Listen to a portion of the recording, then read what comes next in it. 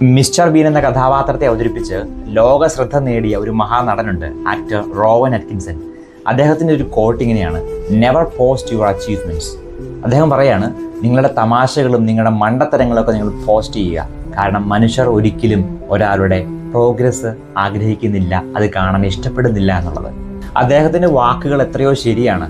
പലപ്പോഴും നമ്മുടെയൊക്കെ ജീവിതത്തിൽ നമ്മുടെ എത്ര അടുത്ത ബന്ധമാണെന്ന് പറഞ്ഞാൽ പോലും നമ്മുടെ നന്മകൾ, നമ്മുടെ ഉയർച്ചകൾ കാണുമ്പോൾ സ്വാഭാവികമായിട്ടും മറ്റൊരാൾക്ക് അസൂയ ഉണ്ടാവും. അതുകൊണ്ടാണ് പലപ്പോഴും ഇങ്ങനെ പറയാറ്, ഈ കാര്യം നടക്കുന്നത് വരെ നീ ഇതാരോടും പറയരുത് എന്ന്. ഈ ഞണ്ടിന്റെ സ്വഭാവം കാണിക്കില്ലെന്ന് പറയില്ലേ, ഒരാൾ ഉയർന്നു പോകുമ്പോൾ മറ്റൊരാൾ എന്ത് ചെയ്യും, എങ്ങനെയും കാലെ പിടിച്ച് വലിച്ചിടും. എനിക്ക് അവനെ പോലെ ഉയരാൻ പറ്റുന്നില്ലല്ലോ എന്നുള്ളൊരു ദുഃഖമായിരിക്കും അതിന് കാരണം.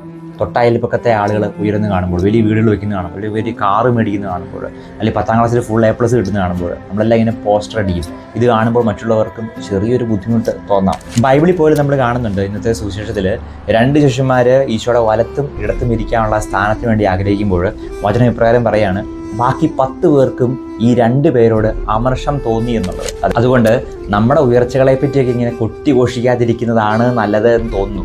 എന്തുകൊണ്ടാണ്? ഈ അസൂയയുടെ ദുരാത്മാവ് ഇങ്ങനെ പ്രവർത്തിക്കാതിരിക്കാൻ വേണ്ടിയിട്ട്. അതോടൊപ്പം ഇങ്ങനോട് ചിന്തിക്കണം, നമ്മൾ ഒരാളുടെ ഉയർച്ചയെ പറ്റി കേൾക്കുമ്പോൾ എന്തിനാണ് അസൂയപ്പെടുന്നത്? നമുക്ക് അവരുടെ ഉയർച്ചയിൽ സന്തോഷിക്കാനായിട്ട് സാധിക്കണം. അതുകൊണ്ട് അസൂയപ്പെടാതിരിക്കുക. അവർ വളർന്നോട്ടെ, അവരുടെ വളർച്ചയിൽ സന്തോഷിക്കാൻ എനിക്ക് പറ്റുന്നുണ്ടോ? പറ്റുന്നില്ലെങ്കിൽ പറ്റണം. അതൊരു കൃപയാണ്. ആ ഒരു കൃപയ്ക്ക് വേണ്ടി ഒന്ന് ആഗ്രഹിച്ച് പ്രാർത്ഥിക്കുന്നത് നല്ലതായിരിക്കും.